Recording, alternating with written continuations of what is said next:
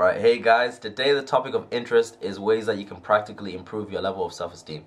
So I've released a video today called Signs That You May Have a Low Level of Self-Esteem, so you need to go check that out. So I'm going to put the link in the description below so you can check that out, because this is the part 2 video to that, so this is the remedy to the problem. So go check that out. But anyway, let's get started. So the first way that you can improve your level of self-esteem is through facing your fears and doing things that scare you. Now the reason I say that is because of this. For you to have a rough idea of the type of person that you are, you often look through your past, so you look at all the references that you have of yourself, so all the experiences that you have of yourself, and you generalize them, and you create an image to say that this is the type of person that I am. I am this type of person because I know, because I've done this and this and this. So for you to feel bad about yourself, or for you to have a low level of self-esteem, you're looking at all the references of your past, so all the references and experiences that you've had of where you were less than, all the times that you came up short, all the times that you compromised your values, and you're generalizing all that to create an image of yourself. That's why you feel bad about yourself. So in order for you to raise your level of self-esteem, we need to create new experiences and new references for you to identify with, right? So when you do things that scare you and you challenge your fears, right, and limitations, this is actually what you're doing. You're teaching your brain that I can achieve more than I think I can achieve. I can break barriers. I'm not limited by the confines of my fears. So practically, how do we do this, right? So let's say you have a fear of rabbits, for example. Like you're terrified of rabbits. This is what you do. Maybe you go to like an animal farm, and then you go to, like, I don't know, go close to a caged rabbit and just be close to the caged rabbit. That doesn't sound like a big thing, right? That's like, that's not a big thing at all. But just by you doing that, right, you're teaching your brain that you can challenge your fears and you can do more than you think you can do. And by you stacking up those references and doing that more and more, and challenging more of your fears, you're going to raise your level of self-esteem. You're going to raise your self-concept, the view of yourself, and you're going to start feeling good about yourself. So that's the first way you can do that.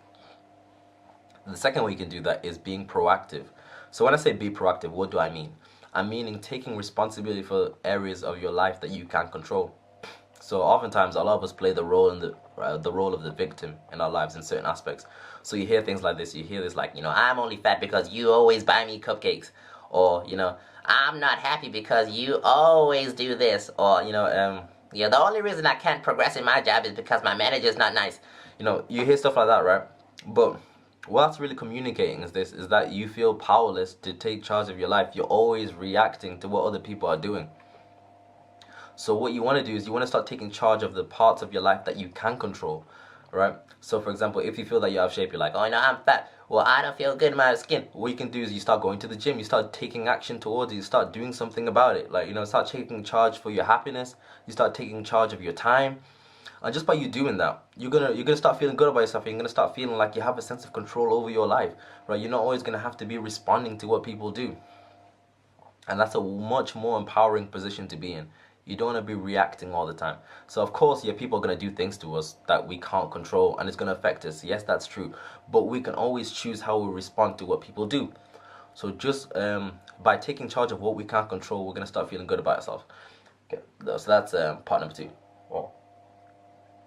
Well, way number 2. Okay, I'm looking at my notes.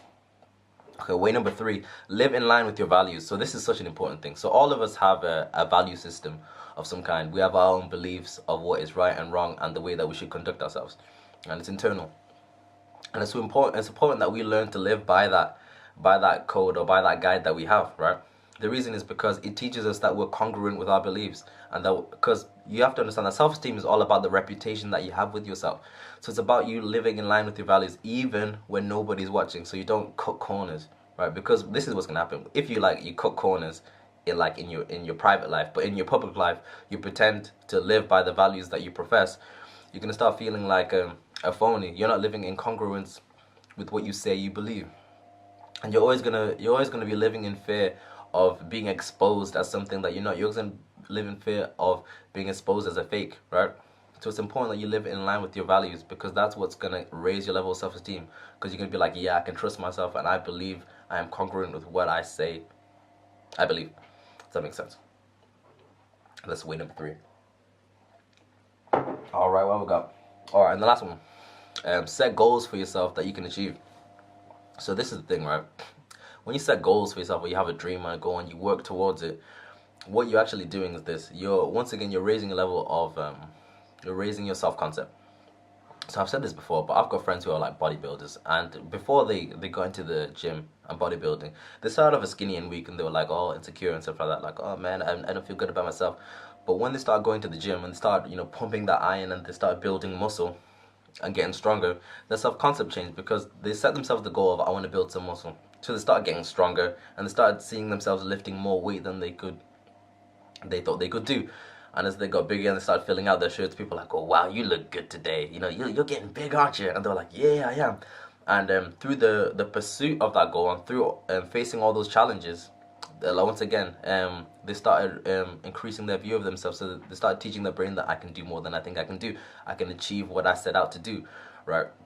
And that increased their level of self-esteem. So it's not about the goal that you set, it's about the journey to the goal, because it's the process of being disciplined, the process of being persistent, the process of being focused towards that goal, that changes the self-concept that you have of yourself, or that changes the self-image you have of yourself, and that's what raises your level of self-esteem. So it doesn't really matter what the goal is, so long as you stick to that goal, and so long that it's achievable, and so long that as long as it pushes you a little bit. Because when it does that, it changes the self-concept that you have of yourself, and it raises your level of self-esteem. So that is the last and final way that you can raise your self-esteem that I'm going to share with you. So these are all practical things, and things that you can take control in. So give it a go. If I haven't explained things properly, then please comment below and let me know. And also, guys, subscribe as well. Subscribe. Press the bell button down there, so that you get notifications when I release videos, because I got loads of videos coming. So just do that for me, please. Okay, that's the video. Thank you, guys. Bye bye.